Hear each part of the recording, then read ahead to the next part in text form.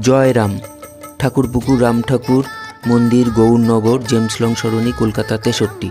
আগামীকাল 28শে জানুয়ারি 2026 বুধবার শ্রী শ্রী রাম ঠাকুরের 166তম শুভ আবির্ভাব তিথি উপলক্ষে ঠাকুরপুকুর রাম ঠাকুর মন্দিরের 46তম বাৎসরিক মহোৎসব অনুষ্ঠিত হবে। এই মহোৎসবে সকলকে সাদর আমন্ত্রণ।